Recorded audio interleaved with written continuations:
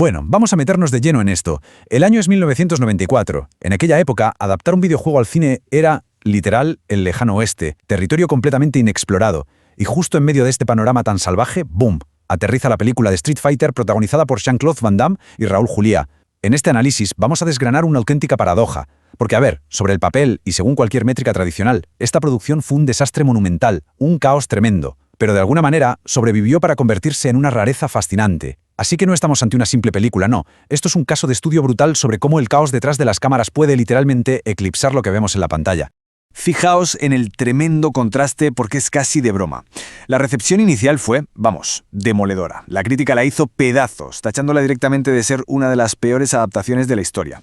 Y los fans de las máquinas recreativas, estaban que trinaban por la falta de fidelidad al juego original y por ese tono de comedia tan raro que le metieron a la historia. Pero, y aquí viene lo fuerte, los números cuentan una realidad totalmente diferente. La cinta costó $35 millones, ¿vale? Pues recaudó casi 100 millones en todo el mundo. Es el ejemplo de libro de algo tan malo que es bueno, ofreciendo un entretenimiento increíble justo por lo imperfecta que resulta. Pasamos a la sección 1. Casting y presupuesto. Reuniendo luchadores. Vamos a ver cómo se cocinó todo este proyecto antes de encender siquiera la primera cámara. Los datos financieros son alucinantes. Tenían $35 millones sobre la mesa, que oye, para los años 90 era una suma muy respetable, pero prestad atención a cómo vuela el dinero. Jean-Claude Van Damme estaba en la cima absoluta de su carrera y se embolsó unos $8 millones solo por interpretar al coronel Guile. Luego tienes a Raúl Juliá, el gran villano M. Bison, que lógicamente también se llevó una porción gigante del pastel. ¿Y qué pasó? Pues que básicamente el equipo rascó los bolsillos y se quedó sin blanca para el resto de la producción. Tuvieron que rellenar personajes súper icónicos con actores desconocidos y de poca trayectoria porque literal no quedaban fondos. Y claro, esto nos lleva a unos fichajes que son pura casualidad. Escuchad esto. Los productores japoneses querían sí o sí a Kenya Sawada para ser Ryu. El pequeño problema, que el hombre apenas hablaba inglés, lo cual destrozaba toda la dinámica cómica que tenían pensada con Ken. Así que los estadounidenses lo sustituyeron por Byron Mann. Luego está Damian Chapa, que iba a ser Ken. Él dijo que no al principio porque buscaba papeles más serios, pero cambió de idea por dos razones. Su hijo era un loco del videojuego y, la oportunidad de actuar con una leyenda como Raúl Juliá era un caramelito. Pero atended, porque lo de Cami es de traca. Contrataron a la cantante australiana Kylie Minogue apenas unos días antes de empezar el rodaje. ¿Por qué? Porque el director la vio en la portada de una revista mientras volaba a Australia y la fichó del tirón para cumplir con las cuotas del sindicato local de actores. Una auténtica locura. 15. Quedaos con este número porque es el origen de todo el caos narrativo. El director y guionista de la película, Steven E. de Souza, que venía de éxitos inmensos como Jungla de Cristal, sabía perfectamente cómo estructurar una cinta de acción. Él advirtió a Capcom, chicos, para que esto fluya necesitamos 7 personajes, 7. Pero el estudio tenía otras ideas. Presionaron de forma implacable para meter con calzador a todo el mundo, inflando el guión hasta llegar a 15 personajes. 15 luchadores peleándose por un tiempo en pantalla que sencillamente no existía. Vamos a la sección 2. Historia de estrellas. Profesionalismo contra caos. Una vez que empezaron a rodar, la dinámica entre los dos protagonistas se volvió una historia de contrastes casi trágica. Analizar la ética de trabajo de ambos bajo tanta presión es asombroso. Por un lado, tenemos a Raúl Juliá. Este hombre venía de operarse de un cáncer de estómago. Estaba extremadamente débil y frágil, tanto que tuvieron que cambiar el calendario de filmación para que pudiera recuperar algo de peso. Y aún así, su profesionalidad fue intachable.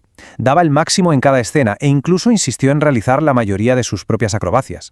Y en la otra cara de la moneda, la situación con Van Damme era inmanejable. Llegaba tarde, se marchaba antes de tiempo o directamente no aparecía, obligando al director a grabar escenas sin él. Años después, el propio actor confesaría que en ese momento estaba lidiando con un problema muy grave de abuso de sustancias. El estudio llegó al punto de contratarle un vigilante para asegurar su buen comportamiento, y de forma insólita, el vigilante terminó siendo una mala influencia para la estrella. Es imposible no admirar el legado que dejó Raúl Juliá en esta cinta. Él accedió a participar en este proyecto únicamente porque sus hijos adoraban los videojuegos de Street Fighter. Aunque la película recibió críticas durísimas, la actuación de Juliá brilló con luz propia. Los críticos señalaron, y con toda la razón, que recitaba sus frases como si estuviera en el escenario de un teatro interpretando a Shakespeare. Trágicamente, esta fue su última película. Falleció un par de meses antes del estreno y la cinta entera fue dedicada a su memoria. Para muchísima gente, su interpretación sigue siendo, de lejos, lo mejor de la obra. Llegamos a la sección 3.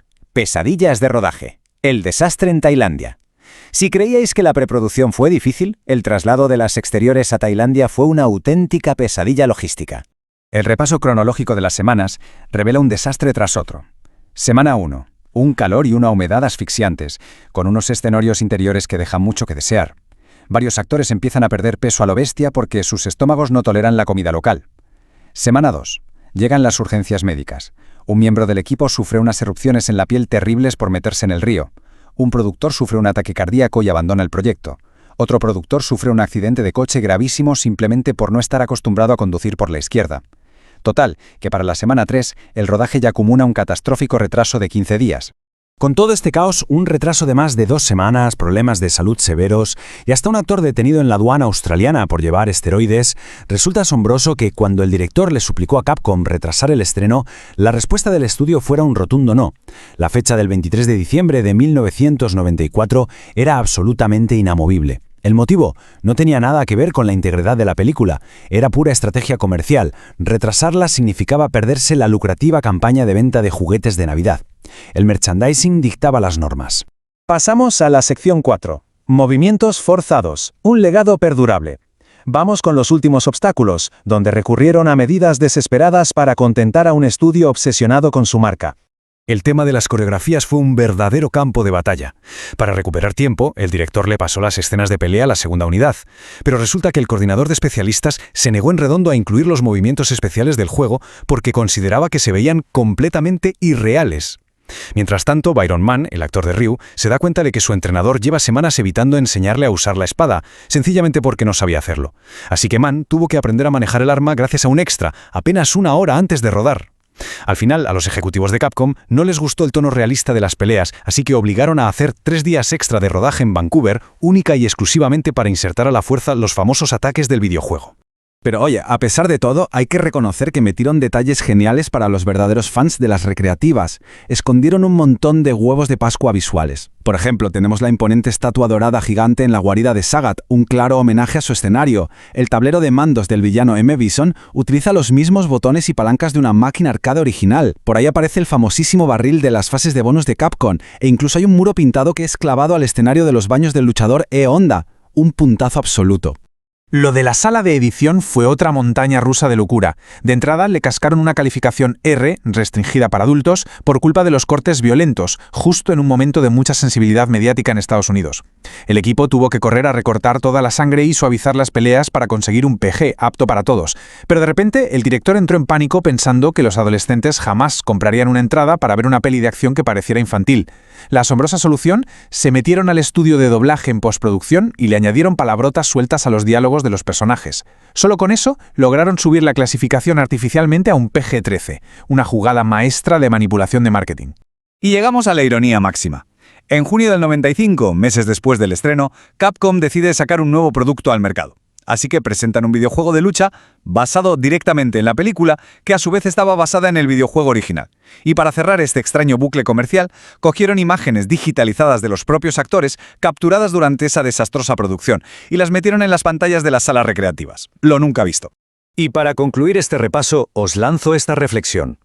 Estamos hablando de un proyecto plagado de enfermedades crónicas, accidentes graves, peleas de egos, presiones de la junta directiva y un clima brutal. Y aún así, logró amasar casi $100 millones y regaló al mundo la actuación más inolvidable de la carrera final de Raúl Juliá. Su estatus legendario de clásico de culto es innegable.